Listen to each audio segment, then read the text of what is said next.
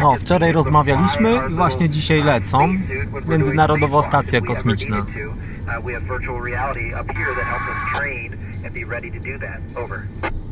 A w międzyczasie próbujemy wysłać do niej rameczkę. O, tu ktoś 1200 km przysłał. To wyślemy może my. Grecja. And so the sensations are going to be, well, first of all, we're going to be experiencing gravity that we haven't felt for quite a while. And so we're going to start having, we'll have our blood start coming down to our legs where it hasn't spent a lot of time recently. And we'll also be experiencing accelerations on our bodies. So we'll experience some G's, but they won't go from our head to our feet. It will really go back through our chest. And so somebody's sitting on our chest. Over.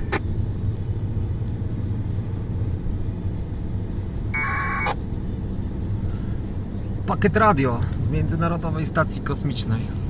You know, I've never been woken up by it, but I've certainly seen it as I'm falling asleep. And I did physics before I became a test pilot.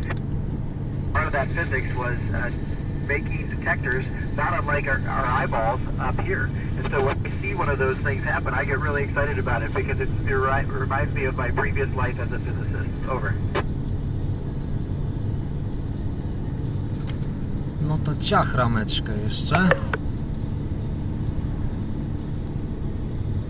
Well, no country can own space, so there's no issues with that, but we do have certain rules, such as we can't have weapons of mass destruction in space. As a community up here in space, we all just make sure that we are good partners for everyone else, and it's just like a big family. Everyone does their part and contributes to this and makes an incredible, incredible human space exploration program.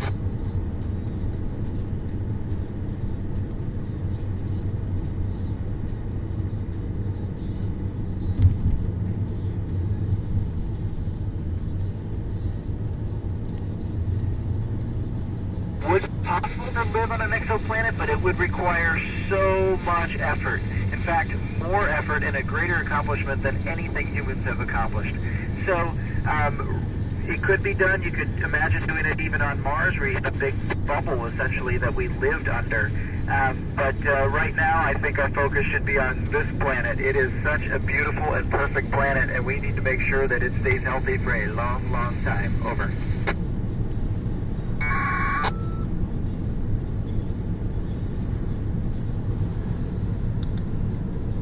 I think no matter what you want to do, you need to study what you love and what you're passionate about. And if that happens to be something like math or science or engineering or medicine, that may lead to being an astronaut. But definitely do what you love, and no matter what happens, you're going to have won the lottery in terms of what you're doing for your career. Over.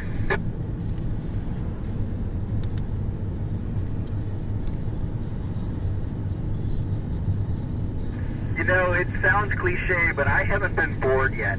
We are incredibly busy up here, and when we're not on the schedule, there's so much to do, including even just looking out the window at this gorgeous planet. But I'll tell you one fun thing that we get to do, and in fact, I just did it yesterday. The space station did a boost, which means it just comes up to a slightly higher altitude because it had been dragging down over the past month or two. And so what I did is with my friend Anya, we just hung out in the middle of a module, not touching anything.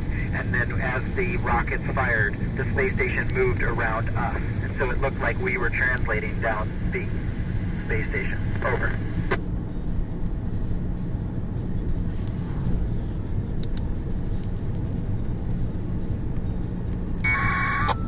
It has, because we live in Houston, and it keeps us in Texas, and I'm from up north, and so that keeps us away from our family and friends, at least on a daily basis, but we get to stay in touch with them and see them as often as we can. Over.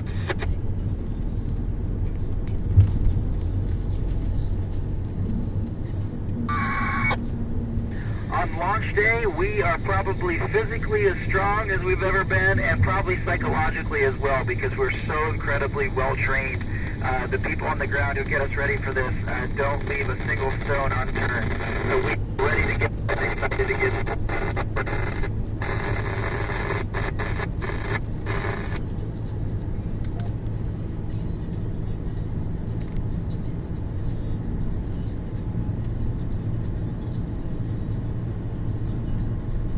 No to chyba koniec zasięgu, ale jeszcze jakiś bekon. India Nie, Kilo jeszcze 1, idzie. Sierra Lima Delta. This is Oscar Romeo 1, ISS in the blind. Thank you for giving me a break and a lot of fun today. Good luck to you, 73.